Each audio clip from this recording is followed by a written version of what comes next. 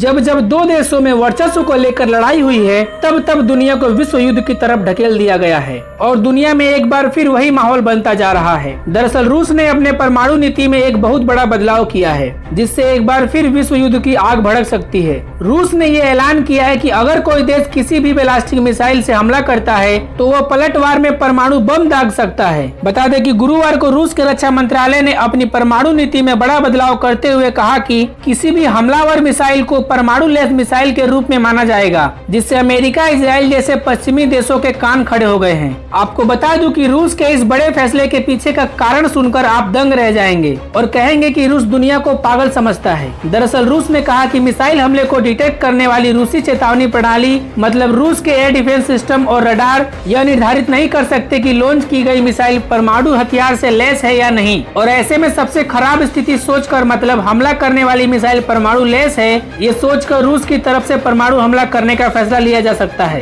क्योंकि अगर वह परमाणु मिसाइल हुई तो रूस पलटवार करने में चूक सकता है। अब आप ही सोचिए, हथियारों के मामले में अमेरिका से भी आगे निकल चुका रूस पूरी दुनिया में अपने हथियारों, एयर डिफेंस सिस्टम और रडार को बेचने वाले रूस के पास क्या ऐसा एयर डिफेंस सिस्टम और रडार नहीं होगा जो ये पता लगा पाए कि हमला करने वाली मिसाइल परमाणु लैस है या नहीं, जबकि रूस दुनिया का सबसे खतरनाक और एयर डिफेंस सिस्टम S-500 को खुद बनाता है। तो ये बात मानने वाली है ही नहीं कि रूस के पास ऐसा एयर डिफेंस सिस्टम और रडार नहीं है। दरअसल रूस ने यह बड़ा फैसला अमेरिका और इजराइल से ईरान और सीरिया को प्रोटेक्ट करने के लिए और हथियारों के मामले में दुनिया भर में अपनी इज्जत बनाए रखने के लिए लिया है। दरअसल इजराइल पिछले 3 हफ्ते से ईरान और सीरिया पर बड़े बड़े हमले और एयर स्ट्राइक कर रहा है, जो कि ये रूस के सहयोगी देश हैं। और आज से लगभग 3 दिन पहले तो इजराइल ने सीरिया पर एक बड़ा स्ट्राइक किया, जिसमें इजराइल की थल सेना और वायुसेना ने मिलकर सीरिया के मिलिट्री बेस, उसके observation post, intelligence collection system, anti aircraft artillery facility और उनका कमांड और कंट्रोल सिस्टम सब कुछ इजराइल के टैंक, हेलीकॉप्टर और उसके फाइटर जेट ने तबाह कर दिया। जबकि सीरिया रूस के हथियार और एयर डिफेंस सिस्टम का उपयोग करता है। तो इससे दुनिया भर में ये संदेश जा रहा था कि रूस के डिफेंस सिस्टम अमेरिका और इजराइल के हथियारों को नहीं रोक सकता, जिससे रूस के हथियारों के प्रति दुनिया भर में एक संदेह उत्पन्न हो रहा था। और साथ में ये भी संदेश जा रहा था कि रूस अपने सहयोगी देश सीरिया की सुरक्षा नहीं कर पा रहा है, वो भी इजराइल जैसे छोटे देश से। और सबसे बड़ी बात यह है कि रूस और सीरिया के बीच एक डिफेंस डील साइन हुई है, जिससे रूस किसी भी एयर स्ट्राइक और हवाई हमले से सीरिया को प्रोटेक्ट करेगा। परंतु इसके बावजूद भी सीरिया पर हमला हुआ। इसी की वजह से रूस ने अपने परमाणु नीति में ये बड़ा बदलाव किया है, जिससे एक बार फिर विश्व युद्ध हो सकता है, क्योंकि सीरिया की मदद करने आएगा रूस और इजराइल की मदद करने अमेरिका आएगा, जिससे रूस और अमेरिका एक बार फिर आमने सामने आ सकते हैं, जो एक बहुत बड़ा विश्व युद्ध की तरफ जा सकता है। वैसे आपकी क्या राय है कमेंट बॉक्स में जरूर लिखें। तो दोस्तों, रोजाना फाइनेंस, फॉरेन पॉलिसी और डिफेंस से जुड़ी खबरें देखने के लिए प्लीज हमारे चैनल को सब्सक्राइब करें। जय हिंद।